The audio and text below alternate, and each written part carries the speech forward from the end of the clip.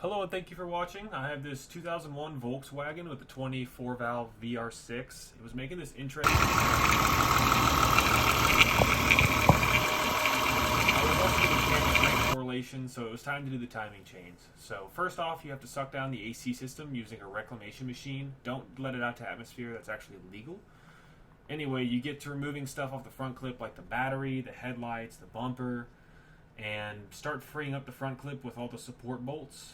And get your hose clips and hoses off. I use this cardboard and I label and I stick my bolts in to help organize. Makes it a lot easier. I accidentally broke this fitting off the radiator. Be careful not to do that. You have to pry at it with a certain finesse and wiggle it back and forth a lot. Then I start working on getting the harness free and getting all that moved back. There's a lot of emission stuff on this car because it is unfortunately bone stock. But once you get worked past all that, label your stuff and take videos so that you know where everything goes. Remove your half axle bolts and your dog bone mount. Remove the dog bone mount and get out of the way, and then I take my upper motor mount bolts and it just falls right out of the bottom. It's actually really easy on these cars.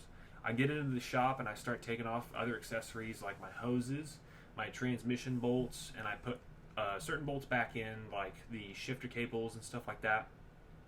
Then I work on getting a lot of the emission stuff out of the way. Some of the hose bits like this coolant flange here, it's plastic, so be careful. I clean out the heads of the Allen bolts and I peen them with a ball peen hammer with my extension to try and free up some of the corrosion, because that's a coolant area and sometimes they get corroded. That O-ring right there is the crack pipe O-ring. Just make sure you don't damage that, or if you do, have a backup. I removed some of my other little hoses, like this crossover for the coolant reservoir. I move the clip back, the constant tension spring, and then I twist the hose to free it up off the barb, and then it can pull right off. Look at that disgusting RTV job. I see why they do it. It's hard to hold the gasket in. But get the valve cover off. That way we can start looking at some of the timing on the engine. Zip all these bolts out.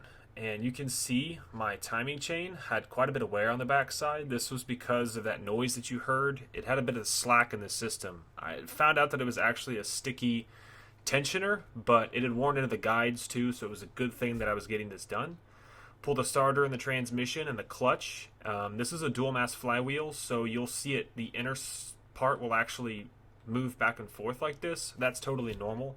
I checked my clutch material and I had plenty left on it, so I was able to reuse it, but this was a perfect time for a clutch and a rear main seal.